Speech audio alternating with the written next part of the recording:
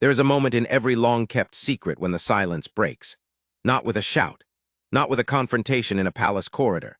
Sometimes it breaks with nothing more than a look caught on camera, a remark that travels from one person's lips to the ear of a journalist, or a private tension that has simmered for so many years that it simply refuses to stay hidden any longer. For millions of royal watchers around the world, that moment came when the name Carole Middleton and the title Queen Camilla were placed in the same sentence, and the story that followed left fans stunned, divided, and talking for weeks. To understand why people reacted the way they did, you have to go back. Not to last year, not even to the coronation. You have to go back to the very beginning of a relationship between two women who were never supposed to matter to each other, but ended up mattering enormously to the future of the British monarchy. Carole Middleton grew up in a council flat in Southall, West London. Her father was a builder. Her mother worked as a checkout assistant. There was no silver spoon, no inherited title, no ancestral country house. What Carole had was ambition, a sharp mind, and an eye for opportunity that would have impressed anyone who cared to look closely enough. She met her husband Michael in 1979. They married in 1980, and together they built a mail-order party supply company called Party Pieces from the kitchen table of their home in Berkshire. By the time their eldest daughter Catherine was growing into a young woman, the Middletons had quietly made themselves comfortable, successful, and genuinely happy. A combination that is rarer in any circle than people like to admit. When Kate and William began their relationship, there were reportedly derisive comments made within certain royal circles about Carole's ambitions, her manner, and even details as petty as the way she chewed gum at public events. The whispering, according to royal author Christopher Anderson, was not random. Much of it was reportedly leaked by Camilla Parker Bowles and those in her orbit, people loyal to the woman who had spent years working her own way into royal acceptance and was not about to watch another outsider waltz through the gates without comment. The Daily Beast, the Daily Beast. It was a remarkable thing when you thought about it. Here was Camilla, a woman who had herself been described for decades as unsuitable, as the woman who broke up a marriage, as the public villain of the Diana story, quietly orchestrating whispers about another woman's class credentials. Camilla and Charles reportedly complained that the Middletons were viewed as interlopers to some extent. They had not come from the aristocracy. They had not served in the military or sat on charitable boards or attended the right schools. They had made their money in business, and in certain palace corridors, that was still considered slightly vulgar, no matter how politely everyone smiled at Christmas lunches and garden parties. The Daily Beast. The rivalry had a very specific shape. On the surface, everything appeared copacetic, warm, congenial. But beneath it, royal observers described competing camps and warring factions that operated quietly and constantly. Carole Middleton never responded publicly. She smiled in the right places. She dressed immaculately. She stood in the crowd at royal engagements and watched her daughter move through a world that had once tried to close its doors. And through it all, she said nothing. For years, that silence was its own kind of power, the Daily Beast. What changed things, what always changes things in the royal world, was time and circumstance. When Kate announced in March 2024 that she had been diagnosed with cancer and was undergoing chemotherapy, the royal family was already navigating another health crisis. King Charles had received his own cancer diagnosis weeks earlier. In the weeks that followed Kate's announcement, several royal experts noted that Queen Camilla had significantly increased her public engagements, stepping up to cover duties for both her husband and her stepdaughter-in-law. On paper, it looked like solidarity. In practice, it was more complicated than that. Kate stepped away from the spotlight following her diagnosis. During this period, Camilla stepped up to cover engagements for her stepdaughter-in-law and the king, who was also battling cancer.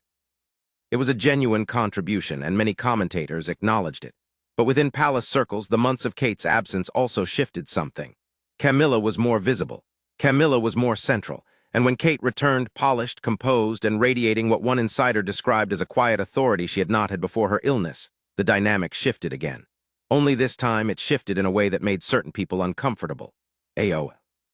Palace insiders claimed that Queen Camilla and Kate Middleton's relationship had grown noticeably icy, with sources describing a power struggle between the two women. One insider said that Camilla felt sidelined, while Kate's growing confidence and visibility were unsettling her. Another source put it more directly. Camilla had worked hard to establish herself after years of public criticism, and she did not like the idea of being overshadowed. Kate's return had been polished and professional, and it was obvious to those watching that she was positioning herself for the future in a way that made Camilla uneasy. ALAL. These were the words of palace insiders, not Carole Middleton. But Carole existed at the center of all of this in ways that people often underestimate. She had never been a peripheral figure in her daughter's life. She was present at key moments. She had been photographed at engagements, at Wimbledon, at school runs, at Sandringham gatherings. She had become one of the most recognized women in Britain without ever holding a title or giving an interview about the royal family. And because she had never spoken, every look and every silence carried weight. Reports of tension between Queen Camilla and Kate Middleton resurfaced in late 2025, with senior aides who worked with both women closely describing the relationship as icy and impossible to ignore. One insider described what was happening as the fiercest clash scene between two senior royal women in years. The Royal Observer. That context matters enormously, because when royal fans talk about being shocked by what Carole Middleton said, or didn't say, or reportedly suggested, they are not reacting to a single isolated moment. They are reacting to years of accumulated backstory finally forcing its way to the surface. The remarks that went public, the details that spread across social media and royal forums and tabloid front pages, landed in soil that had been prepared for exactly this kind of explosion. The viral moment itself began, as these things often do in the modern age, not in a palace drawing room but on a screen. A clip circulated. A headline followed. Then another. The details rippled outward with the speed that only the internet allows, and within hours, royal fans who had been watching the Kate and Camilla tension with quiet fascination found themselves with something to actually react to. Comment sections filled. Twitter, still a place where royal discourse lives and breathes around the clock, lit up with divided opinion. Some people said it was long overdue, that Carole had been holding her tongue for years and had finally let a fraction of the truth escape. Others argued that she had crossed a line, that a mother-in-law of a future king simply could not allow herself to become a public figure in this way. Others still questioned whether the remarks had been taken out of context, amplified beyond what was actually said, turned into something larger than it was by a media machine that had been waiting years for exactly this kind of material.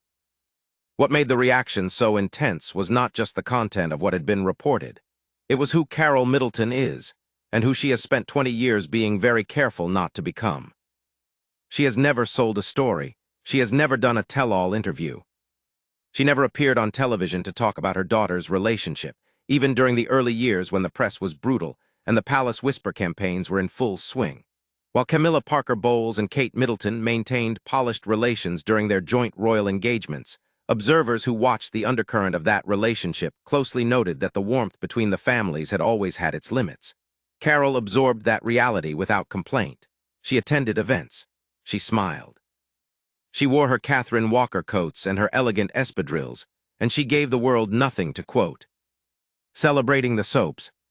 There had been friction reported even as far back as the birth of Prince George in 2013, rooted in a contest over access. Who got more time with the grandchildren, whose family felt more like the inner circle of the Wales household. The Middletons, by most accounts, won that quiet contest. William had grown up in a family defined by formality and emotional distance, and what Carole and Michael offered was something different: warmth, normality, a kitchen table rather than a palace dining room. Prince William reportedly admired the Middleton family dynamic so much that he actively based his own parenting style on what observers called the Middleton model. That was not a small thing. That was a statement about where the future king's heart lived when the cameras were off. Celebrating the soap's Marie Claire.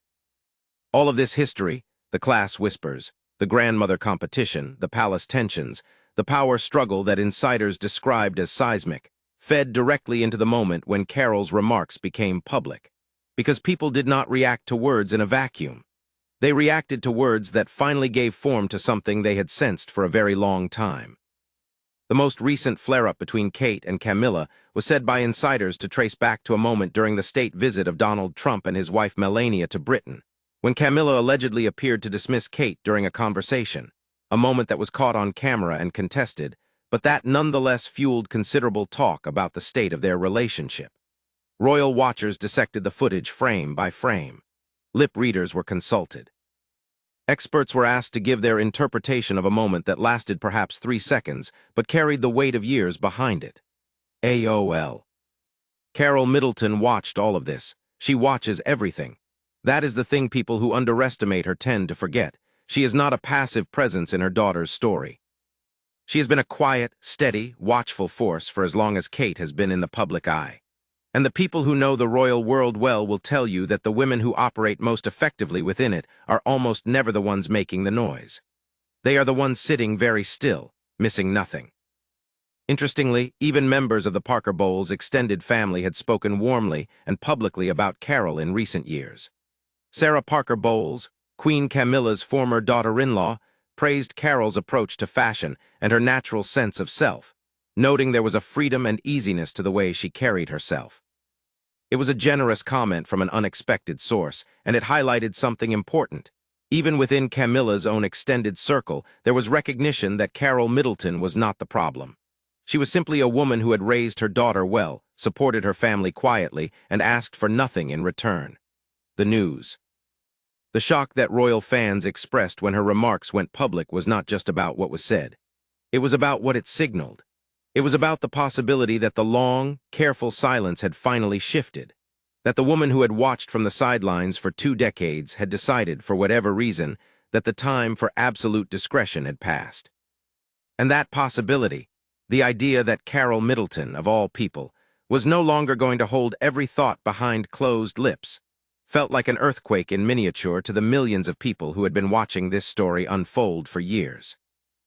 Those close to both women described the current tension as something that had become almost impossible to contain, with the balance of power inside the royal family shifting in ways that neither Camilla nor Kate was fully prepared to accept quietly. Carole Middleton stands at the center of that shift not because she holds a title or a palace role, but because she holds something more durable than either of those things. She holds the trust and the loyalty of the Princess of Wales. She holds the affection of the future king. And she holds, perhaps more importantly than anything else, 20 years of observed silence that gives whatever she chooses to say a weight that no spokesperson, no press office, and no carefully worded palace statement can match. AOL. The royal world has always been about what is not said as much as what is. Statements are drafted, softened, reviewed by communications teams, and released with all the spontaneity of a rehearsed performance. What people hunger for, what makes royal watchers stop scrolling and genuinely pay attention, is the unguarded moment, the unscripted word. The remark that slips through the very careful architecture of royal public relations and lands in the open air, with an authenticity that manufactured statements can never replicate. That is why Carole Middleton's remarks spread the way they did. That is why the reaction was so immediate and so visceral. Not because a grandmother said something surprising, but because this particular grandmother, this quietly formidable, fiercely protective, elegantly restrained woman, had finally allowed a crack in the wall she had spent 2 decades building. And through that crack, everything that had been building on the other side came pouring out into the light. The conversation is not over. In fact, by most indications, it has barely begun. The relationship between the Middleton family and the Parker Bowles camp, between Carole and Camilla, between the woman who built a business from a kitchen table and the woman who became queen, has always been more complex than the polite photographs suggested. And now, with the balance of power inside the British monarchy shifting faster than it has in years, with King Charles's health remaining a constant background concern, with Kate stepping forward into a role that looks increasingly like the most important one in the institution, that complexity is no longer something that can be managed behind closed doors. The fans who were left in shock had not simply reacted to a headline. They had reacted to the sense that something real had finally surfaced. And in the world of the British royal family, where so much is performed and so little is genuine, that feeling, the feeling that you are seeing something true, is rarer than almost anything else. When it arrives, it hits with a force that no amount of palace spin can contain. Carole Middleton said what she said. The world heard it, and the silence, for the first time in a very long time, felt different.